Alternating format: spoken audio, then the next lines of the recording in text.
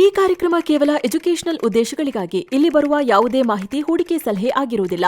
ಷೇರು ಮಾರುಕಟ್ಟೆ ಮತ್ತು ಇಕ್ವಿಟಿ ಸಂಬಂಧಿತ ಹೂಡಿಕೆಗಳು ಮಾರ್ಕೆಟ್ ರಿಸ್ಕ್ ಒಳಗೊಂಡಿರುತ್ತವೆ. ಹೂಡಿಕೆ ಮಾಡುವ ಮುನ್ನ ಸಂಪೂರ್ಣ ಅಧ್ಯಯನ ಮಾಡಿ ವಿವೇಚನೆ ಬಳಸಿ ಹೂಡಿಕೆ ಮಾಡಿ.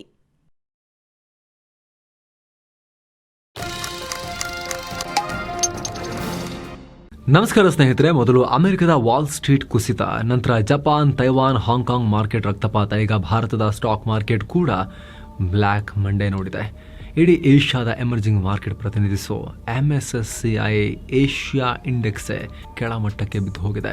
ಮಾರ್ಚ್ನಲ್ಲಿ ನಿರಂತರ 2 ವಾರ ವಿನ್ನಿಂಗ್ ಸ್ಟ್ರೀಕ್ ಮೇಂಟೈನ್ ಮಾಡಿದ್ದ ಭಾರತದ ಸ್ಟಾಕ್ ಮಾರ್ಕೆಟ್ಗೆ ಕಳೆದ ವಾರ ಸಂಕಟ ಶುರುವಾಗಿತ್ತು. ಈಗ ದೊಡ್ಡ ಪತನ. ಹಾಗಿದ್ರೆ ಇದು ನಿಜಕ್ಕೂ ಆರ್ಥಿಕ ಹಿಂಜರಿಕೆಯ ಮುನ್ಸೂಚನೆನ? ಭಾರತದ ಸ್ಟಾಕ್ ಮಾರ್ಕೆಟ್ ಭವಿಷ್ಯವಾಣಿ ಯಾವ ರೀತಿ ಇರುತ್ತೆ? ಎಕ್ಸ್ಪರ್ಟ್ಗಳು ಏನು ಹೇಳ್ತಿದ್ದಾರೆ? ಮಾರ್ಕೆಟ್ನ ಕತೆ ಮುಂದಿನ ದಿನಗಳಲ್ಲಿ ಏನು? ಎದ್ದೇಳದೇ ಇಲ್ವಾ? ಏನಾಗುತ್ತೆ? ಎಲ್ಲವನ್ನ ವರದಿಯಲ್ಲಿ ಕ್ವಿಕ್ ಆಗಿ ಅನಲೈಸ್ ಮಾಡ್ತಾ ಹೋಗೋಣ. ಕಡತನಕ ಮಿಸ್ ಮಾಡಿದೆ ನೋಡಿ. mastmaga.comಗೆ ಸ್ವಾಗತ. ನಾನು ಅಮರ್ ಪ್ರಸಾದ್. ಮಾರ್ಕೆಟ್ ಮುಂದೇನೋ? ಟ್ರಂಪ್ರ ರೆಸಿಪ್ರೊಕಲ್ ಟ್ಯಾರಿಫ್ ಹೊಡೆತದ ಪರಿಣಾಮ ಅಂತೂ ಕಣ್ಣ ಮುಂದೆನೇ ಎವಿಡೆಂಟ್ ಆಗಿದೆ. ಜಾಗತಿಕ ಆರ್ಥಿಕತೆಯಲ್ಲಿರೋ ಅನಿಶ್ಚಿತತೆ ಇವತ್ತು ನಾಳೆ ಹೋಗೋ ರೀತಿ ಇಲ್ಲ. ಇನ್ನೊಂದಷ್ಟು ಅವಧಿಗೆ ಹೂಡಿಕೆದಾರರನ್ನ ಆಟ ಆಡಿಸೋ ಎಲ್ಲ ಲಕ್ಷಣ ಕಾಣಿಸ್ತಾ ಇದೆ. ಅನ್ಸರ್ಟೆನಿಟಿ ಹೊಸ ಎತ್ತರಕ್ಕೆ ತಲುಪ್ತಾ ಇದೆ. ಭಾರತದ ಸ್ಟಾಕ್ ಮಾರ್ಕೆಟ್ನ ವಾಲಟಿಲಿಟಿ ಗೇಜ್, ಅಂದರೆ ಮಾರ್ಕೆಟ್ ಚಂಚಲತೆ ಎಷ್ಟಿದೆ ಅಂತ ಹೇಳೋ ಮಾಪಕ ವಿಕ್ಸ್ ವಾಲಟಿಲಿಟಿ ಇಂಡೆಕ್ಸ್ 60% ಜಂಪ್ ಆಗಿದೆ. 60% ರೈಸ್. ಟೋಟಲ್ 2023 ಮೇಲೆ ಕೆಳಗೆ ಆಗ್ತಾ ಇತ್ತು. ಸ್ಕ್ರೀನ್ ಮೇಲೆ ನೋಡ್ತೀರಿ ನೀವು, ಲೇಟೆಸ್ಟ್ ಇತ್ತು ನಾವು ಈ ವಿಡಿಯೋ ಮಾಡೋ ಟೈಮ್ನಲ್ಲಿ ಅಂತ. ಟ್ರಂಪ್ರ ರೆಸಿಪ್ರೊಕಲ್ ಟ್ಯಾರಿಫ್ಗೆ ಚೀನಾ, ಯುರೋಪಿಯನ್ ಯೂನಿಯನ್ ಸೇರಿದಂತೆ ಪ್ರಮುಖ ಪಾರ್ಟ್ನರ್ಗಳೇ ಕೌಂಟರ್ ಕೊಡೋಕ್ಕೆ ಮುಂದಾಗಿದ್ದಾರೆ. ಚೀನಾ ಈಗ ಆಲ್ರೆಡಿ ಒಂದು ಹೆಜ್ಜೆ ಇಟ್ಟು ಅಮೆರಿಕಾಗೆ ಹೊಸ ಕೌಂಟರ್ ಟ್ಯಾರಿಫ್ ಹಾಕಿದೆ. ಬೇರೆ ರಾಷ್ಟ್ರಗಳು ಕೂಡ ಇದನ್ನೇ ಫಾಲೋ ಮಾಡೋ ಚಾನ್ಸಸ್ ಇದೆ. ಹೀಗಾಗಿ ಮುಂದೇನು ಅನ್ನೋದ್ರ ಬಗ್ಗೆ ಯಾರಿಗೂ ಗೊತ್ತಿಲ್ಲ. ಚೀನಾ ನಡೆಯಿಂದ ವ್ಯಾಪಾರ ಯುದ್ಧ ಇನ್ನಷ್ಟು ತೀವ್ರನೇ ಆಗುತ್ತೆ, ಯಾರೂ ಬಗ್ಗಲ್ಲ ಟ್ರಂಪ್ಗೆ ಅನ್ನೋ ಮೆಸೇಜ್ ಕೂಡ ಸಿಕ್ಕಿದೆ. ಸಪ್ಲೈ ಚೈನ್ ಏರುಪೇರಾಗಿ ಜಾಗತಿಕ ಬೆಳವಣಿಗೆ ಬಗ್ಗೆ, ಜಗತ್ತಿನ ಆರ್ಥಿಕ ಬೆಳವಣಿಗೆ ಬಗ್ಗೆ ಹೂಡಿಕೆದಾರರಲ್ಲಿ ಈಗ ಭಯ ಶುರುವಾಗಿದೆ. ಅದರ ಜೊತೆಗೆ ಭಾರತದ ಸ್ಟಾಕ್ ಮಾರ್ಕೆಟ್ ಮೇಲೆ ಪರಿಣಾಮ ಬೀರೋ ಸಾಮರ್ಥ್ಯ ಇರೋ ಸಾಲು ಈವೆಂಟ್ಗಳು ಏಪ್ರಿಲ್ನಲ್ಲಿ ನಡೆಯಲಿವೆ. ಅವನ್ನ ಒಂದೊಂದಾಗಿ ನಾವೀಗ ನೋಡ್ತಾ ಹೋಗೋಣ, ಯಾವುದೇನು ಪರಿಣಾಮ ಬೀರಬಹುದು ಅಂತ. Monetary policy meeting MPC. ಅಮೆರಿಕದಲ್ಲಿ ಇದು 2ನೇ ತ್ರೈಮಾಸಿಕದ ಆರಂಭ, ಆದರೆ ಭಾರತದಲ್ಲಿ ಏಪ್ರಿಲ್ ತಿಂಗಳಿಂದ ಹೊಸ ಆರ್ಥಿಕ ವರ್ಷ ಶುರುವಾಗಿದೆ. ಹಾಗಾಗಿ ಈ ವಾರ ಸಾಕಷ್ಟು ವಾರ್ಷಿಕ ವರದಿಗಳು ಬರೋದ್ರಿಂದ ಮಾರ್ಕೆಟ್ನಲ್ಲಿ ಸಾಕಷ್ಟು ಏರುಪೇರು ಆಗುತ್ತೆ. ಹೂಡಿಕೆದಾರರ ಫೋಕಸ್ ಸದ್ಯಕ್ಕೆ ವರದಿಗಳ ಕಡೆಗೆ ಶಿಫ್ಟ್ ಆಗೋ ಚಾನ್ಸಸ್ ಇದೆ. ಮೊದಲನೇದು MPC ಮೀಟಿಂಗ್. ಏಪ್ರಿಲ್ 9ಕ್ಕೆ MPC ಮೀಟಿಂಗ್ ಅಥವಾ ಮಾನಿಟರಿ ಪಾಲಿಸಿ ಮೀಟಿಂಗ್ ಇದೆ. ಅದರ ಬೆನ್ನಲ್ಲೇ ಕೇಂದ್ರ ಸರ್ಕಾರ ದೇಶದ ಆರ್ಥಿಕತೆಗೆ ಸಂಬಂಧಪಟ್ಟ ಇಂಪಾರ್ಟೆಂಟ್ ಡೇಟಾ ರಿಲೀಸ್ ಮಾಡುತ್ತೆ. ಮುಖ್ಯವಾಗಿ IIP ಅಥವಾ index of industrial production data release ಆಗುತ್ತೆ. ಗ್ರಾಹಕ ಬೆಲೆ ಸೂಚ್ಯಂಕ ಅಂದರೆ CPI ಅಂಕಿ ಸಂಖ್ಯೆಗಳು, ಹಣದುಬ್ಬರದ ಮಾಹಿತಿ ಎಲ್ಲ ಬಯಲಾಗುತ್ತೆ. MPC ಮೀಟಿಂಗ್ನಲ್ಲಿ RBI ಪ್ರಮುಖ ದರ ಬದಲಾವಣೆ ಅನೌನ್ಸ್ ಮಾಡೋ ಸಾಧ್ಯತೆ ಇದೆ. ಅದರಲ್ಲೂ ರೆಪೋ ರೇಟ್ ಜೊತೆಗೆ ಹಣದುಬ್ಬರ ನಿಯಂತ್ರಣದ ಒಂದಷ್ಟು ಕ್ರಮಗಳು, ಆರ್ಥಿಕತೆ ಸ್ಟೇಬಲ್ ಮಾಡೋಕ್ಕೆ ಬೇಕಾದಂಥ ಇಂಪಾರ್ಟೆಂಟ್ ನಿರ್ಧಾರ ತಗೊಳ್ಳೋ ಚಾನ್ಸಸ್ ಇದೆ. ಅದು ಕೂಡ ಮಾರ್ಕೆಟ್ ಮೇಲೆ ಒಂದಷ್ಟು ಪರಿಣಾಮ ಬೀರಬಹುದು. ಇಂಟ್ರೆಸ್ಟ್ ರೇಟ್ ಕಟ್ ಮಾಡಿದ್ರೆ ಮಾರ್ಕೆಟ್ಗೆ ಎಲ್ಲ ಕಹಿ ವಾತಾವರಣದಲ್ಲಿ ಟ್ರಂಪ್ರ ಈ ಕರಡಿ ಕುಣಿತದ ನಡುವೆ ಒಂದು ಚೂರು ಪಾಸಿಟಿವ್ ಸುದ್ದಿ ಸಿಗಬಹುದು. ಇಂಟ್ರೆಸ್ಟ್ ರೇಟ್ ಕಟ್ ಮಾಡಿದ್ರೆ ಒಂದಷ್ಟು ಲಿಕ್ವಿಡಿಟಿ ಕೊಡುವಂಥ ಮೆಷರ್ಸ್ನ ತಗೊಂಡ್ರೆ. ಅದೇ ಏಪ್ರಿಲ್ 9ನೇ ತಾರೀಕು ಅಮೆರಿಕದ ಫೆಡರಲ್ ಓಪನ್ ಮಾರ್ಕೆಟ್ ಕಮಿಟಿ ಅಥವಾ FOMC ಮೀಟಿಂಗ್ ಇಟ್ಕೊಂಡಿದ್ದಾರೆ ಫೆಡರಲ್ ಬ್ಯಾಂಕ್ನವರು, ಅಂದರೆ ಅಮೆರಿಕದ ಸೆಂಟ್ರಲ್ ಬ್ಯಾಂಕ್ನವರು. ಅದರಲ್ಲೂ ಬಡ್ಡಿ ದರ, ಇನ್ಫ್ಲೇಷನ್ ಡೇಟಾ, ಅಮೆರಿಕದ ಓವರಾಲ್ ಆರ್ಥಿಕ ಪರಿಸ್ಥಿತಿ, ಅದರ ಮಾಹಿತಿ ಹೊರಬೀಳುತ್ತೆ. ಇದು ಜಾಗತಿಕ ಹೂಡಿಕೆದಾರರ ಮೇಲೂ ಕೂಡ ಪ್ರಭಾವ ಬೀರೋ ಅಂಶ. ಆದರೆ ಅಮೆರಿಕದಲ್ಲಿ ಎಂಥ ಪರಿಸ್ಥಿತಿ ಇದೆ ಅಂದರೆ, ಫೆಡರಲ್ ಬ್ಯಾಂಕ್ನವರು ಇಂಟ್ರೆಸ್ಟ್ ರೇಟ್ ಕಟ್ ಮಾಡೋಣ ಅಂತ ಹೊರಟ್ರೆ ಮಾರ್ಕೆಟ್ ಚೇತರಿಕೆ ಕೊಡೋಕ್ಕೆ ಹಣದುಬ್ಬರದ ಭಯ. ಆಲ್ರೆಡಿ ಟ್ರಂಪ್ ಟ್ಯಾರಿಫ್ನಿಂದಾಗಿ ಅಮೆರಿಕ ಇಂಪೋರ್ಟ್ ಮಾಡ್ಕೊಂಡು ಬಾಳೋ ರಾಷ್ಟ್ರ ಅಲ್ವಾ. ಇಷ್ಟೊಂದು ಟ್ಯಾರಿಫ್ ಹಾಕಿದ್ರೆ ಬರೋ ಎಲ್ಲ ಗೂಡ್ಸ್ ಮೇಲಿನ ತೆರಿಗೆ ಜಾಸ್ತಿಯಾಗಿ ಅಮೆರಿಕ ಜನರಿಗೆ ಬೆಲೆ ಏರಿಕೆ ಆಗುತ್ತೆ. ಅಂಥ ಟೈಮ್ನಲ್ಲಿ ಇಂಟ್ರೆಸ್ಟ್ ರೇಟ್ ಕೂಡ ಕಟ್ ಮಾಡೋದು ಇನ್ನಷ್ಟು ಇನ್ಫ್ಲೇಷನರಿ ಆಗ್ಬೋದು, ಇನ್ನಷ್ಟು ಹಣದುಬ್ಬರಕ್ಕೆ ಕಾರಣ ಆಗ್ಬೋದು. ಹಾಗಾಗಿ ಇಂಟ್ರೆಸ್ಟ್ ರೇಟ್ ಕಟ್ ಮಾಡೋದ್ರ ಬದಲಿಗೆ ಇಂಟ್ರೆಸ್ಟ್ ರೇಟ್ ಜಾಸ್ತಿ ಮಾಡೋ ಅಪಾಯ ಕೂಡ ಉಂಟಾಗ್ಬೋದು. ಅದರಿಂದ ಟೋಟಲಿ ಕನ್ಫ್ಯೂಸಿಂಗ್ ಸಿಚುವೇಶನ್. ಏನು ಮಾಡಬೇಕು ಅಂತ ಅವ್ರಿಗೂ ಗೊತ್ತಾಗ್ತಿಲ್ಲ. ಫೆಡರಲ್ ಬ್ಯಾಂಕ್ನವರು ಕೂಡ ಏನಿದು ಟ್ಯಾರಿಫು, ನಮ್ಮ ಪ್ರಯತ್ನಕ್ಕೂ ಅಡಚಣೆ ಆಗುತ್ತೆ ಇದರಿಂದ, ಈ ರೀತಿ ಟ್ಯಾರಿಫ್ ಹಾಕಿದ್ರೆ ನಮ್ಮ ಕೈನೂ ಕಟ್ಟಾಕದಂಗೆ ಆಗುತ್ತೆ ಅಂಥೇಳಿ ಜೆರೆಮಿ ಪವಲ್ ಬಾಯ್ ಹೊಡ್ಕೊತಾ ಇದ್ದಾರೆ. ಟ್ರಂಪ್ ಯಾರ ಮಾತನ್ನು ಕೂಡ ಕೇಳ್ತಾ ಇಲ್ಲ. ಇನ್ನು ಭಾರತದಲ್ಲಿ ಏಪ್ರಿಲ್ ತಿಂಗಳಲ್ಲಿ 4ನೇ ತ್ರೈಮಾಸಿಕ ಮುಗಿದು 4ನೇ ತ್ರೈಮಾಸಿಕದ ಅರ್ನಿಂಗ್ ಸೀಸನ್ ಕೂಡ ಶುರುವಾಗೋ ಟೈಮ್ ಅಲ್ವಾ. ಅಂದರೆ ಕಳೆದ ತ್ರೈಮಾಸಿಕದ ಅರ್ನಿಂಗ್ ರಿಪೋರ್ಟ್ಸ್ ಎಲ್ಲ ರಿಲೀಸ್ ಆಗೋ ಸೀಸನ್ ಅಲ್ವಾ ಕಂಪನಿಗಳದು. ಸೊ ದೇಶದ number 1 tech company TCS report 10ನೇ ತಾರೀಕಿಗೆ ಬರುತ್ತೆ. ಅದು ಮೊದಲ ರಿಪೋರ್ಟ್. ಅದರ ಮೂಲಕ ಹೂಡಿಕೆದಾರರ ಫೋಕಸ್ ನಿಧಾನಕ್ಕೆ ಕಾರ್ಪೊರೇಟ್ ಅರ್ನಿಂಗ್ ರಿಪೋರ್ಟ್ಗಳ ಕಡೆ ಕೂಡ ಶಿಫ್ಟ್ ಆಗ್ತಾ ಹೋಗ್ಬೋದು. ಯಾವ ಕಂಪನಿ ಕಳೆದ ಒಂದು ಕ್ವಾರ್ಟರ್ನಲ್ಲಿ ಹೇಗೆ ಪರ್ಫಾರ್ಮ್ ಮಾಡಿದೆ, ಅರ್ನಿಂಗ್ ಹೇಗೆ ಪಿಕಪ್ ಆಗಿದೆಯಾ ಇಲ್ವಾ, ಅವು ಕೂಡ ಒಂದಷ್ಟು ಮಾರ್ಕೆಟ್ ಮೇಲೆ ಪರಿಣಾಮ ಬೀರಬಹುದು. ಕಳೆದ ಒಂದು ವಾರದಿಂದ IT stocks, metal stocks weak ಆಗಿದ್ವು. ಆದರೆ ರಿಪೋರ್ಟ್ಸ್ ಬರೋಕ್ಕೆ ಶುರುವಾದ ಮೇಲೆ ಒಂದು ವೇಳೆ ತುಂಬ ಚೆನ್ನಾಗಿ ಅರ್ನಿಂಗ್ ಇದ್ದರೆ ಒಂದು ಸಣ್ಣ ಪ್ರಮಾಣದ ಪಾಸಿಟಿವಿಟಿ ಬರಬಹುದು. ಆದರೆ ಅಗೇನ್ ಎಲ್ಲವೂ ಕೂಡ ಟ್ರಂಪ್ರ ಕರಡಿ ಕುಣಿತದ ಮುಂದೆ ಸೈಡ್ಲೈನಿಗೆ ಹೋಗೋ ಅಪಾಯ ಕೂಡ ಇದ್ದೇ ಇರುತ್ತೆ. ಮಾರ್ಕೆಟ್ ಮೇಲೆ ಪ್ರಭಾವ ಬೀರೋ ಇನ್ನೊಂದಷ್ಟು ಅಂಶಗಳನ್ನು ನೋಡೋದಾದರೆ FII ಹಾಗೂ DIA ಆಕ್ಟಿವಿಟಿ ಬೇರಿಶ್ ಆಗಿದೆ ಸ್ನೇಹಿತರೆ. ಎರಡೂ side foreign institutional investors, domestic institutional investors ಎರಡೂ ಕಡೆಯಿಂದಲೂ ಕೂಡ ಈಗ ನಿಧಾನಕ್ಕೆ ಕೈ ಚೆಲ್ಲೋ ವಾತಾವರಣ ಕಾಣಿಸ್ತಾ ಇದೆ. FIIs ಓಡಿದಾಗಲೂ ಕೂಡ DIIs, ನಮ್ಮ ಮ್ಯೂಚುವಲ್ ಫಂಡ್ಗಳು, ಸ್ವದೇಶಿ ಹೂಡಿಕೆ ಕಂಪನಿಗಳು, SIPಗಳು ಬರೋ ದುಡ್ಡು ಅವೆಲ್ಲ ಬರ್ತಾನೆ ಇತ್ತು, ಚೂರು ಮಾರ್ಕೆಟ್ನ ಹಿಡಿದು ನಿಲ್ಲಿಸ್ತಾ ಇದ್ರು.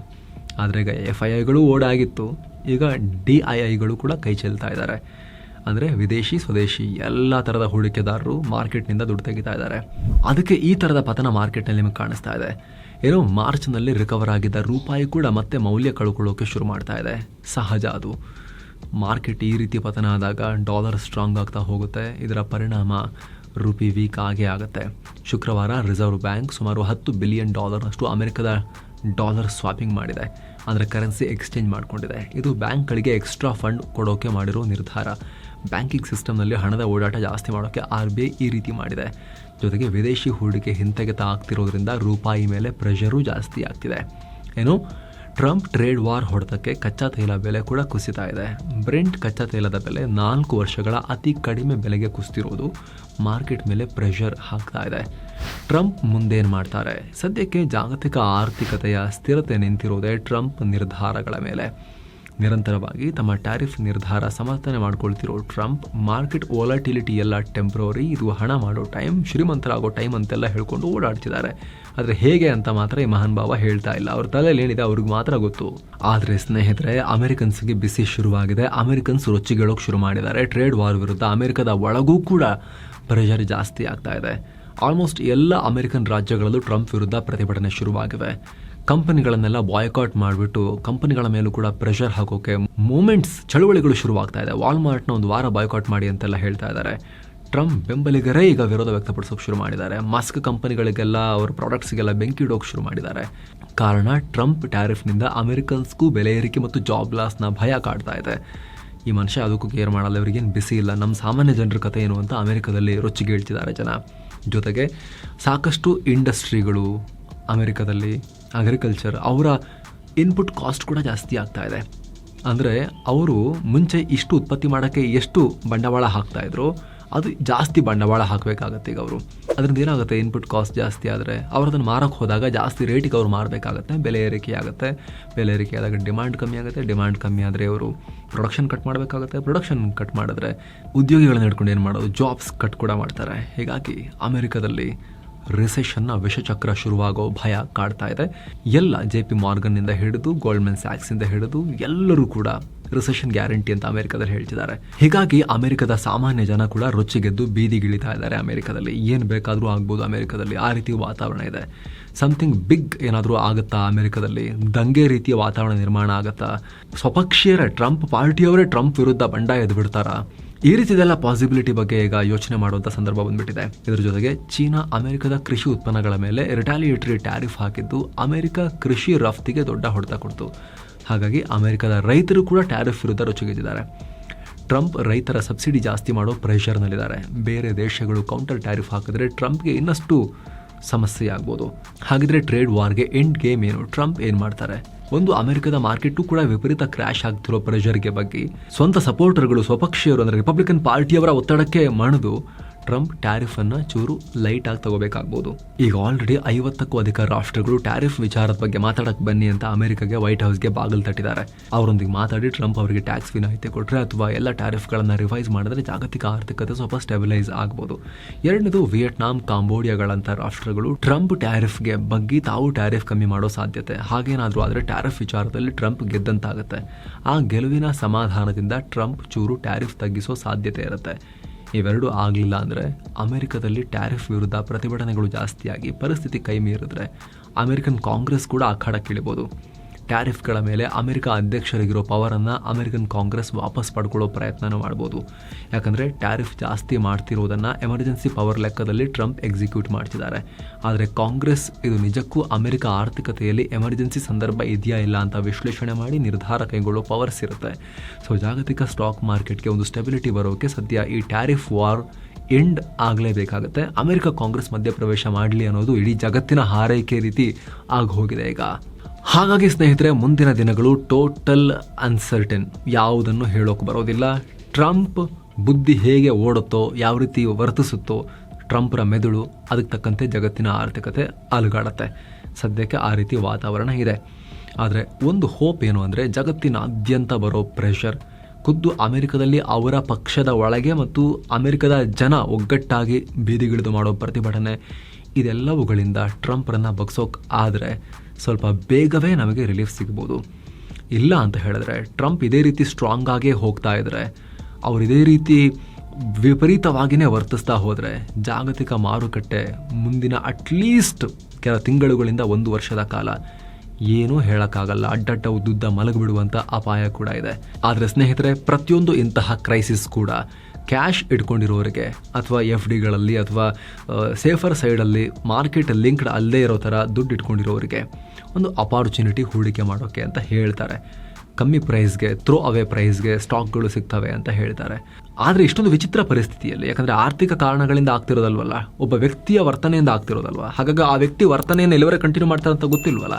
ಹಾಗಾಗಿ ಇರೋ ದುಡ್ಡನ್ನೆಲ್ಲ ಒಂದೇ ಸಲ ಮಾರ್ಕೆಟಿಗೆ ಹೋಗಿ ಕೈ ಸುಟ್ಕೊಳ್ಳೋಕೆ ಹೋಗೋದಕ್ಕಿಂತ ನಿಧಾನವಾಗಿ ನೋಡಿಕೊಂಡು ಸ್ವಲ್ಪಕ್ಕೇ ಉತ್ತಮ ವ್ಯಾಲ್ಯೂಯೇಷನ್ನಲ್ಲಿರೋ ಸ್ಟಾಕ್ಗಳನ್ನು ಬೈ ಮಾಡೋದು, ಮ್ಯೂಚುವಲ್ ಫಂಡ್ಗಳನ್ನು ಬೈ ಮಾಡೋದು, ಇನ್ವೆಸ್ಟ್ ಮಾಡೋದು, ಈಕ್ವಿಟಿಯಲ್ಲಿ ಎಕ್ಸ್ಪ್ಲೋರ್ ಮಾಡೋದು ಸೂಕ್ತ ಅಂತ ತಜ್ಞರು ಹೇಳ್ತಾ ಇದ್ದಾರೆ. ಸೊ ನಿಮ್ಮ ಎಚ್ಚರಿಕೆಯಲ್ಲಿ ನಿಮ್ಮ ಒಂದು ವಿವೇಚನೆ ಹೇಗೆ ಹೇಳುತ್ತೋ ಹಾಗೆ ನಿಮ್ಮ ಅಧ್ಯಯನದ ಆಧಾರದ ಮೇಲೆ ಅಥವಾ ಹೂಡಿಕೆ ಸಲಹೆಗಾರರ ಸಲಹೆಯನ್ನು ಪಡೆದು ನೀವು ನಿಧಾನಕ್ಕೆ ಹೆಜ್ಜೆ ಇಡಿ ಅಂತಷ್ಟೇ ನಾವು ನಿಮಗೆ ಸಲಹೆ ನೀಡ್ತೀವಿ ಸ್ನೇಹಿತರೆ. ಇದಕ್ಕೆ ಸಂಬಂಧಪಟ್ಟಂತೆ ನಿಮ್ಮ ಒಪಿನಿಯನ್ ಕೂಡ ನೀವು ಕಾಮೆಂಟ್ ಮಾಡಿ ತಿಳಿಸ್ಬೋದು. ಮತ್ತೆ ಭೇಟಿ ಆಗ್ತಿರೋಣ. ನಮಸ್ತೆ.